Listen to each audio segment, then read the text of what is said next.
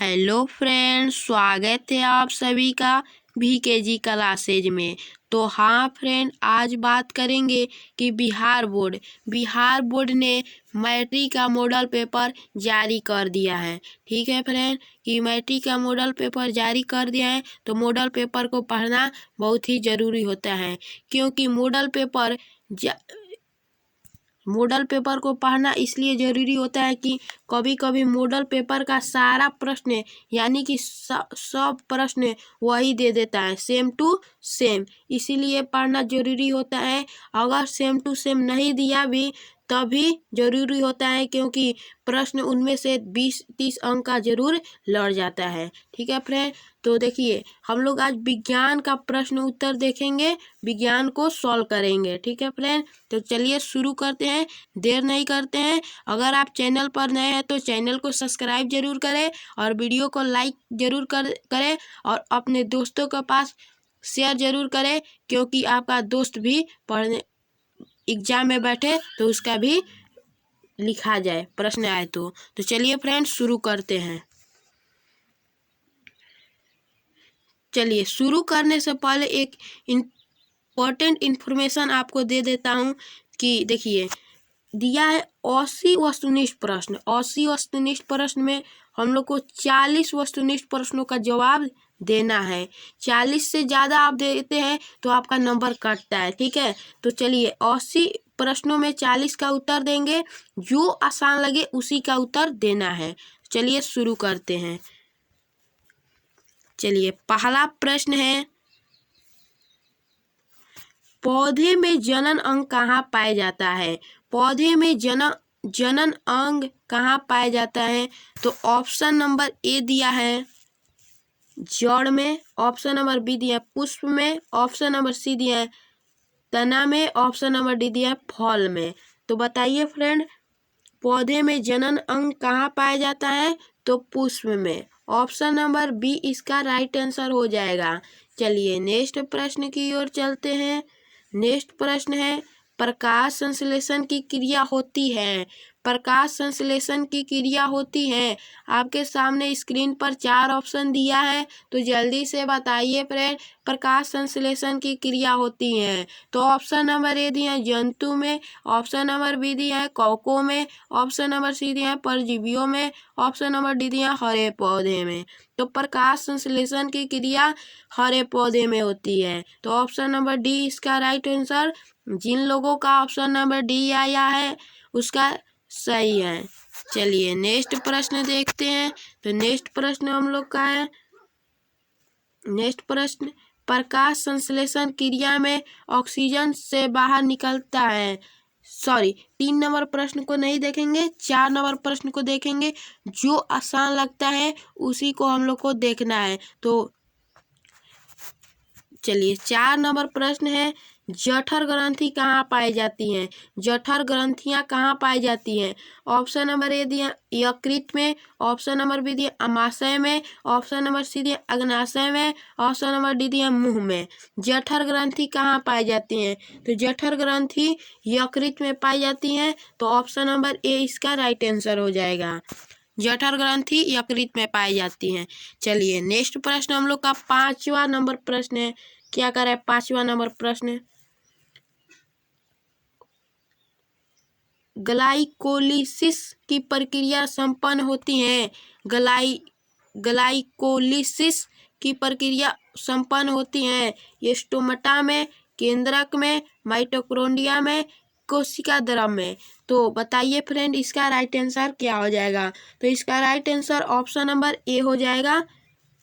चलिए नेक्स्ट प्रश्न है हम लोग का 6ठा नंबर प्रश्न है हम लोग का, इथाइल एल्कोहल किस प्रकार के श्वसन से बनता है? इथाइल एल्कोहल किस प्रकार के श्वसन से बनता है? तो ऑप्शन नंबर ए दिया है वायबीए, ऑप्शन नंबर बी दिया अवायबीय, ऑप्शन नंबर सी दिया ए और बी दोनों सही है, ऑप्शन नंबर डी दिया इनमें से कोई नहीं। इथाइल एल्कोहल किस प्रकार के श्वसन से बनता है? तो ऑप्शन नंबर बी इसका राइट आंसर हो जाएगा। चलिए नेक्स्ट प्रश्न की ओर। नेक्स्ट प्रश्न हम लोग का 7वां नंबर प्रश्न है। तो 7वां नंबर प्रश्न है, सबसे छोटी अंतः स्रवी ग्रंथि है? सबसे छोटी अंतःस्रवी ग्रंथि है? तो ऑप्शन नंबर ए दिया है एड्रिनल, ऑप्शन नंबर बी दिया है पिट्यूटरी, ऑप्शन नंबर सी दिया है मेडुला, ऑप्शन नंबर डी दिया है थायराइड। और बताइए फ्रेंड इसका राइट आंसर क्या हो जाएगा? तो इसका राइट आंसर पिट्यूटरी हो जाएगा। ऑप्शन नंबर बी इसका राइट आंसर। चलिए नेक्स्ट प्रश्न है।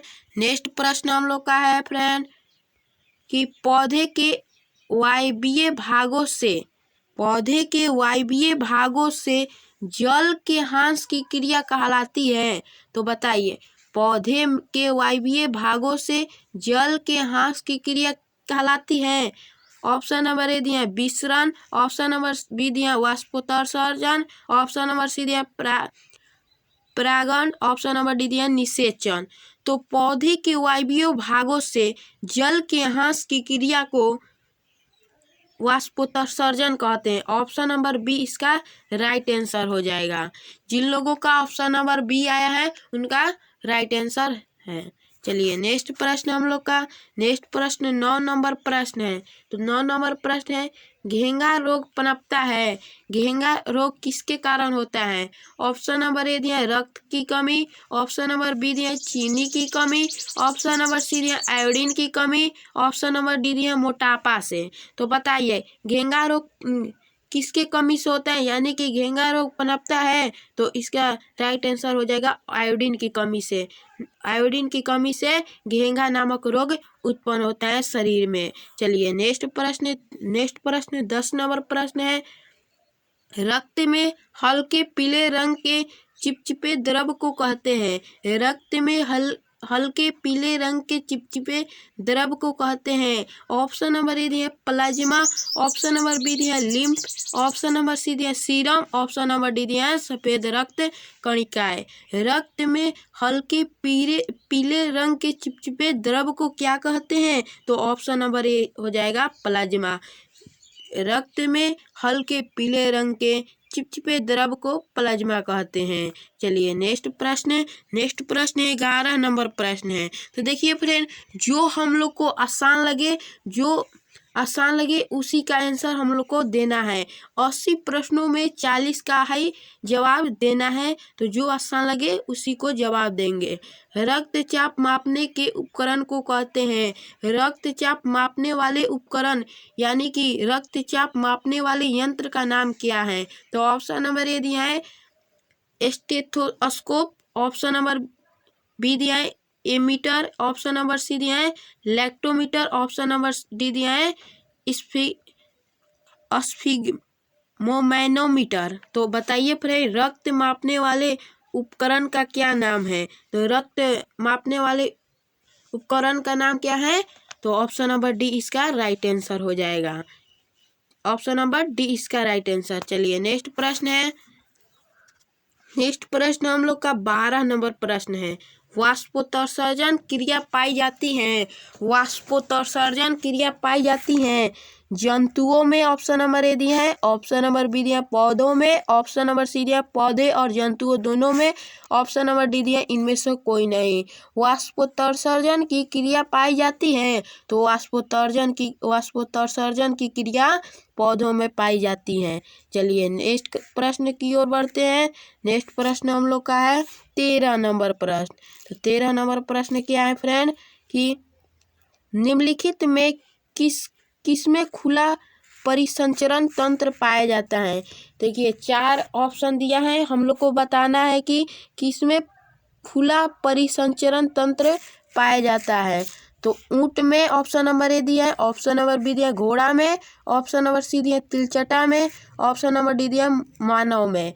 तो बताइए खुला परिसंचरण तंत्र किसमें पाया जाता है? तो इसका राइट आंसर तिलचटा हो जाएगा। ऑप्शन नंबर सी इसका राइट आंसर। चलिए नेक्स्ट प्रश्न की ओर बढ़ते हैं। नेक्स्ट प्रश्न हम लोग का 14 नंबर प्रश्न है, नहीं सॉरी नेक्स्ट प्रश्न हम लोग का 16 नंबर प्रश्न है। जो आसान लगे जो आपको याद हो जाए, जो आसान लगे उसी का उत्तर देना है। 16 नंबर प्रश्न है, निम्नलिखित में कौन एक उभयलिंग जंतु है? निम्नलिखित में कौन एक उभयलिंग जंतु है? आपके स्क्रीन पर 4 ऑप्शन दिया है। ऑप्शन नंबर ए दिया है हाथी, ऑप्शन नंबर बी दिया है गाय, ऑप्शन नंबर सी है कुत्ता, ऑप्शन नंबर डी है केंचुआ।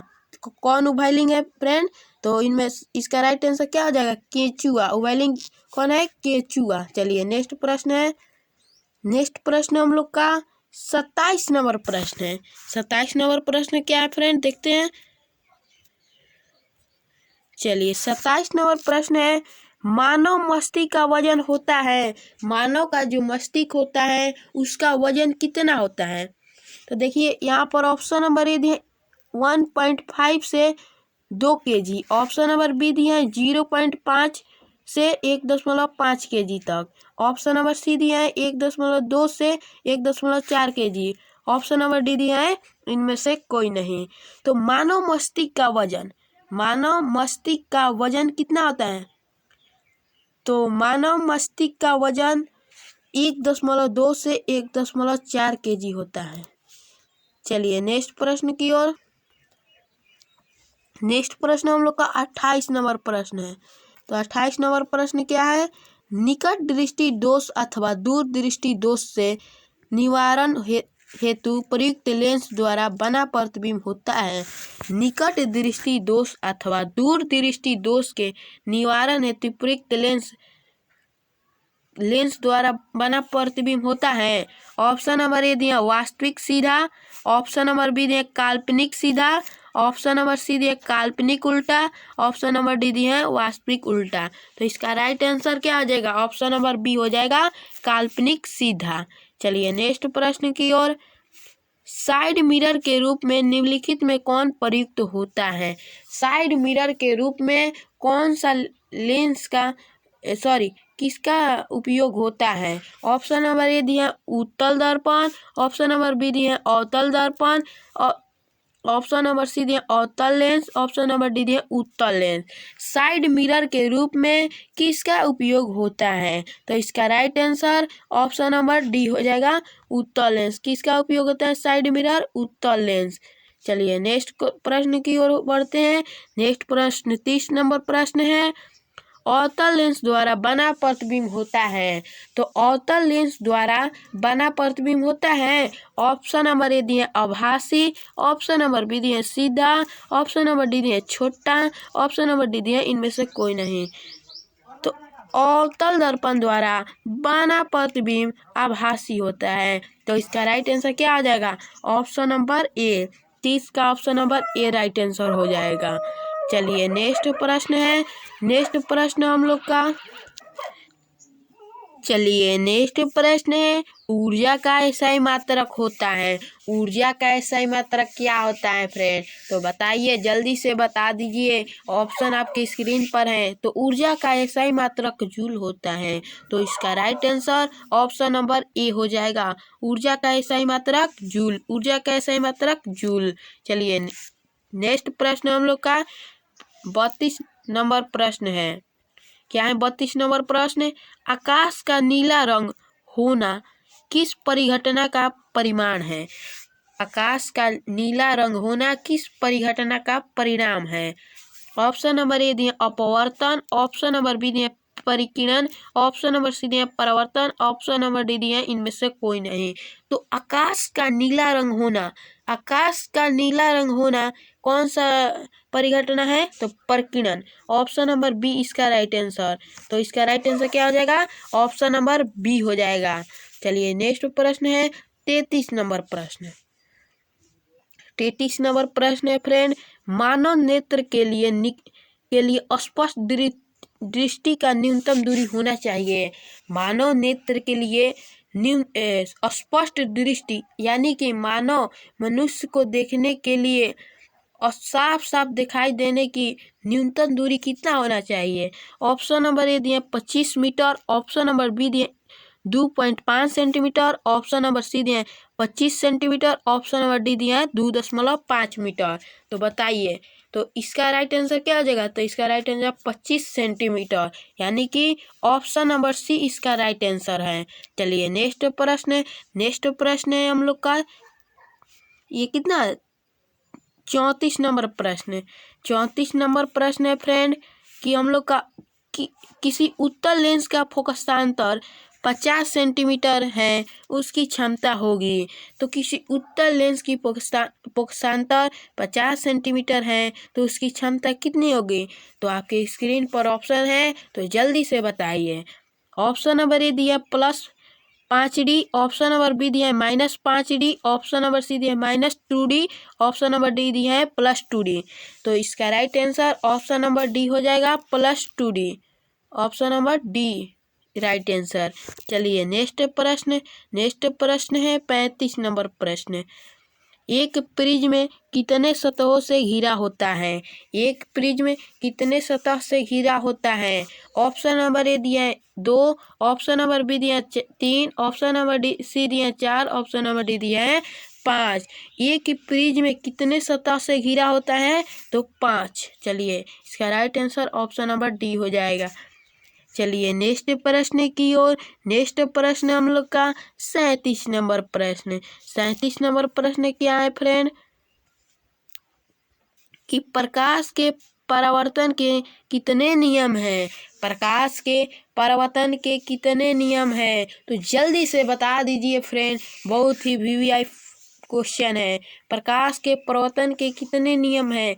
ऑप्शन नंबर ए दिया है 1, ऑप्शन नंबर बी दिया है 2, ऑप्शन नंबर सी दिया है 3, ऑप्शन नंबर डी दिया है 4।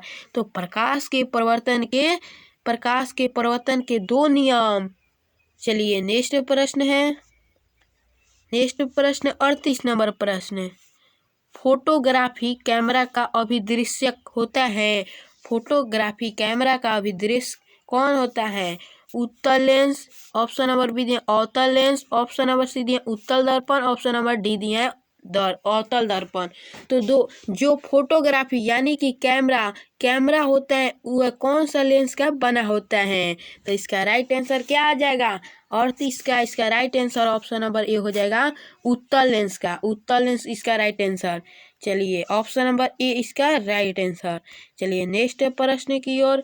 नेक्स्ट प्रश्न हम लोग का है फ्रेंड, नेक्स्ट प्रश्न कितना 39 नंबर प्रश्न है हम लोग का। यदि एक किरण अवतल दर्पण पर लंबवत आपतित हो तो परावर्तन के बाद किरण किस बिंदु से गुजरेगी? तो क्वेश्चन पहले समझ रहे हैं। यदि एक किरण अवतल दर्पण पर लंबवत आपतित हो तो परावर्तन के बाद किस बिंदु से गुजरेगी? ऑप्शन नंबर ए दिया फोकस, ऑप्शन नंबर बी दिया वक्रता केंद्र से, ऑप्शन नंबर सी दिया ध्रुव से, ऑप्शन नंबर डी दिया इनमें से कोई नहीं। तो इसका राइट आंसर ऑप्शन नंबर ए हो जाएगा। चलिए नेक्स्ट क्वेश्चन है। नेक्स्ट प्रश्न हम लोग का 42 नंबर प्रश्न है। तो 42 नंबर प्रश्न क्या है फ्रेंड कि देखिए 42 नंबर फ्रेंड क्वेश्चन है, कांच की अवतल लेंस की वायु में शक्ति होती है। कांच की अवतल लेंस की वायु में शक्ति होती है। ऑप्शन नंबर ए दिया है ऋणात्मक, ऑप्शन नंबर बी दिया है धनात्मक, ऑप्शन नंबर सी दिया है कभी कभी धनात्मक, ऑप्शन नंबर डी दिया है इनमें से कोई नहीं। कांच की अवतल लेंस की वायु शक्ति की क्या होती है? तो इसका राइट आंसर क्या हो जाएगा? ऋणात्मक। कांच में अवतल लेंस की वायु शक्ति ऋणात्मक होती है। चलिए नेक्स्ट प्रश्न 44 नंबर प्रश्न है।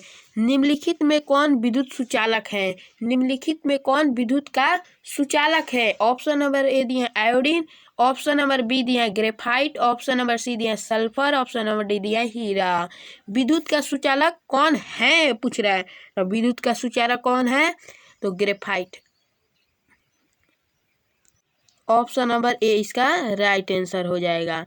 चलिए नेक्स्ट प्रश्न है, इसका right answer option number B हो जाएगा ग्रेफाइट। चलिए नेक्स्ट प्रश्न है हम लोग का 44 नंबर प्रश्न। वक्रता त्रिज्या 1 मीटर के अवतल दर्पण की फोकस दूरी होगी। वक्रता त्रिज्या 1 मीटर के अवतल दर्पण की फोकस दूरी कितनी होगी? ऑप्शन नंबर ए दिए हैं 50 मिलीमीटर, ऑप्शन नंबर सी दिए हैं 50 सेंटीमीटर, ऑप्शन नंबर डी दिया है 50 मीटर, इनमें से कोई नहीं। तो इसका right answer option number B D हो जाएगा 50 सेंटीमीटर। चलिए नेक्स्ट प्रश्न हम लोग का कितना 46 नंबर प्रश्न है। तो देखिए विद्युत धारा उत्पन्न करने की युक्ति होती है। विद्युत धारा उत्पन्न किससे होती है? ऑप्शन नंबर ए दिया है जनित्र, ऑप्शन नंबर बी दिया है मोटर, ऑप्शन नंबर सी दिया है एमीटर, ऑप्शन नंबर डी दिया है गैल्वेनोमीटर। इसका राइट आंसर क्या हो जाएगा? विद्युत धारा उत्पन्न करने किससे होता है? तो विद्युत धारा उत्पन्न जनित्र से होता है। चलिए इसका राइट आंसर ऑप्शन नंबर ए हो जाएगा। देखिए अब 47 नंबर प्रश्न हम लोग के हैं। तो 47 नंबर प्रश्न को देखते हैं। ऊर्जा का पारंपरिक स्रोत है। ऊर्जा का पारंपरिक स्रोत है। ऑप्शन नंबर ए दिया पवन ऊर्जा, ऑप्शन नंबर बी दिया सौर ऊर्जा, ऑप्शन नंबर सी दिया कोयला, ऑप्शन नंबर डी दिया बायोगैस। तो इसका राइट आंसर क्या हो जाएगा? तो इसका right answer option number C हो जाएगा कोयला। चलिए नेक्स्ट प्रश्न की ओर चलिए 50 नंबर प्रश्न है। जस्ता की परमाणु संख्या है। जस्ता यानी कि जस्ता का परमाणु संख्या कितना होता है? तो बताइए फ्रेंड इसका राइट आंसर। ऑप्शन नंबर ए दिया है 24, ऑप्शन नंबर बी दिया है 28, ऑप्शन नंबर सी दिया 29, ऑप्शन नंबर डी दिया है 30। तो जस्ता का परमाणु संख्या कितना होता है? तो जस्ता का परमाणु संख्या 30 होता है। चलिए नेक्स्ट प्रश्न है। नेक्स्ट प्रश्न हम लोग का 51 नंबर प्रश्न है। धोबिया सोडा का रासायनिक सूत्र क्या है? धोबिया सोडा का रासायनिक सूत्र क्या है? तो बताइए फ्रेंड। ऑप्शन नंबर ए दिया NO2CO3 10H2O, ऑप्शन नंबर ए हो गया। ऑप्शन नंबर बी है Na2CO3 7H2O, option number C दिया Na2CO3 5H2O, option number D दिया है Na2CO3H2O। तो बताइए धोबिया सोडा का रासायनिक सूत्र क्या होता है? तो धोबिया सोडा का रासायनिक सूत्र ऑप्शन नंबर ए हो जाएगा इसका राइट आंसर। चलिए नेक्स्ट प्रश्न है। नेक्स्ट प्रश्न हम लोग का क्या है? तो नेक्स्ट प्रश्न है 52 नंबर। निम्नांकित में कौन प्रबल क्षारक है? निम्नांकित में कौन प्रबल क्षारक है? ऑप्शन नंबर ए दिया MgOH का whole twice, option number B दिया NH4OH, ऑप्शन नंबर सी दिया NaOH, ऑप्शन नंबर सी दिया CuOH का होल ट्वाइस। कौन प्रबल क्षारीय अम्ल क्षारक है? कौन प्रबल क्षारक है? तो इसका right answer option number C हो जाएगा NaOH। चलिए नेक्स्ट प्रश्न हम लोग का 53 नंबर प्रश्न है। 53 नंबर प्रश्न है। हेमाटाइट निम्नलिखित में किस धातु का अयस्क है? हेमाटाइट निम्नलिखित में कौन धातु का अयस्क है? ऑप्शन नंबर ए है Zn, ऑप्शन नंबर बी है Fe, ऑप्शन नंबर सी है Cu, ऑप्शन नंबर डी है Au। तो हेमाटाइट निम्नलिखित में किस धातु का अयस्क है? तो इसका राइट आंसर क्या हो जाएगा? तो इसका right answer option number B Fe यानी कि लोहा। चलिए नेक्स्ट प्रश्न है। नेक्स्ट प्रश्न 55 नंबर प्रश्न है। देखिए कह रहा है प्रश्न अभिक्रिया 2Zn+O2 उसके बाद क्या हो रहा है 2ZnO किस प्रकार की अभिक्रिया है? पूछ रहा है ये अभिक्रिया हुआ है ये कौन सी अभिक्रिया है? ऑप्शन नंबर ए है उपचयन, ऑप्शन नंबर बी है विस्थापन, ऑप्शन नंबर सी है उदासीनीकरण, ऑप्शन नंबर डी है अपघटन। ये कौन सी अभिक्रिया है? तो इसका राइट आंसर क्या हो जाएगा? ऑप्शन नंबर ए उपचयन। चलिए नेक्स्ट प्रश्न की ओर। ग्लूकोज का आणविक सूत्र होता है। ग्लूकोज का आणविक सूत्र क्या होता है? ऑप्शन नंबर ए दिया है C2H5OH, ऑप्शन नंबर बी दिया है C6H12O6, ऑप्शन नंबर सी दिया है H2SO4, ऑप्शन नंबर डी दिया है C5H15N7। ग्लूकोज का आणविक सूत्र क्या होता है? तो ग्लूकोज का आणविक सूत्र ऑप्शन नंबर बी हो जाएगा। ग्लूकोज का आणविक सूत्र C6H12O6। चलिए नेक्स्ट प्रश्न 57 नंबर प्रश्न है। 57 नंबर प्रश्न को देखते हैं फ्रेंड। तो 57 नंबर प्रश्न है अम्ल का जलीय विलयन विद्युत का संचालन करता है। अम्ल का जलीय विलयन विद्युत का संचालन करता है क्योंकि अम्ल में क्या होता है, विलयन होता है। ऑप्शन नंबर बी दी है विलय होता है। ऑप्शन नंबर सी दी अनियम आयनित होता है। ऑप्शन नंबर डी दी है इनमें से कोई नहीं। अम्ल का जलीय विलयन विद्युत का संचालन करता है तो अम्ल जल में क्या होता है, तो इसका राइट आंसर क्या हो जाएगा, तो इसका राइट आंसर आयनित हो जाएगा। अम्ल का जलीय विलयन विद्युत का संचालन करता है तो अम्ल जल में आयनित होता है। चलिए नेक्स्ट प्रश्न की ओर। नेक्स्ट प्रश्न है हम लोग का 58 नंबर प्रश्न।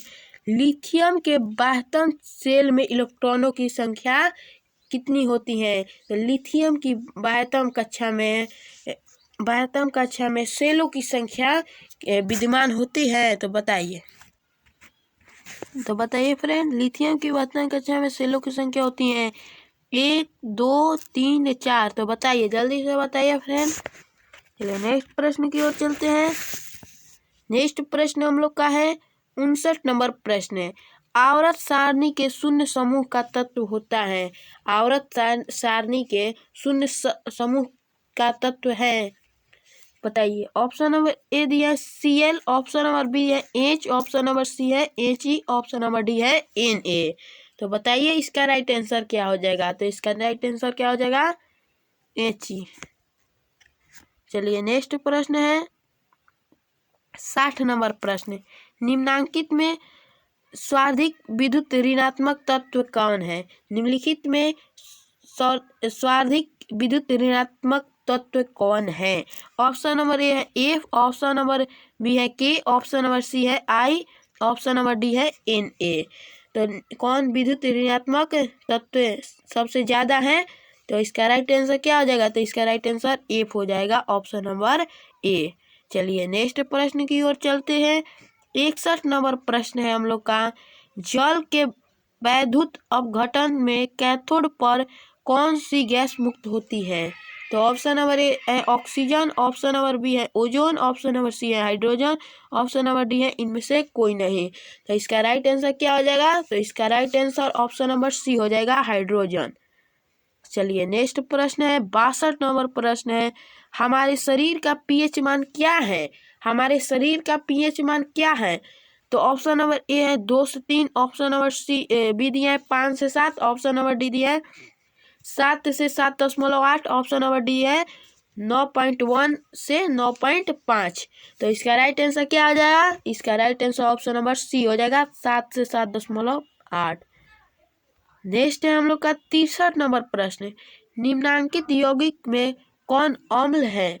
कौन अम्ल है, 4 ऑप्शन आपकी स्क्रीन पर दिखाई दे रहा है, इनमें से कौन अम्ल है, तो इसका राइट आंसर क्या आ जाएगा, तो इसका right answer option number D हो जाएगा H2SO4।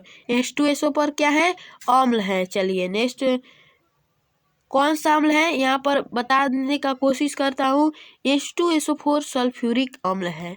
चलिए नेक्स्ट प्रश्न हम लोग का है 65 नंबर प्रश्न। कह रहा है कि कार्बन डाइऑक्साइड जल से अभिक्रिया करके बनाता है। कार्बन डाइऑक्साइड जब जल से अभिक्रिया करता है तो क्या बनाता है।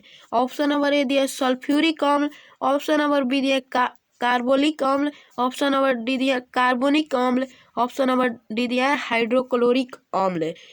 कार्बन जब जल से अभिक्रिया करता है तो क्या बनाता है, तो इसका राइट आंसर क्या आ जाएगा, तो क्या बनाएगा, तो हाइड्रोक्लोरिक अम्ल बनाएगा। तो इसका राइट आंसर इसका right answer option number C हो जाएगा, कार्बोनिक अम्ल। कार्बन डाइऑक्साइड जल से जब अभिक्रिया करता है तो क्या बनाता है, तो कार्बनिक अम्ल बनाता है। चलिए नेक्स्ट प्रश्न की ओर बढ़ते हैं। नेक्स्ट प्रश्न 74 नंबर प्रश्न है। 74 नंबर प्रश्न हम लोग का है तत्व की परमाणु संख्या 16।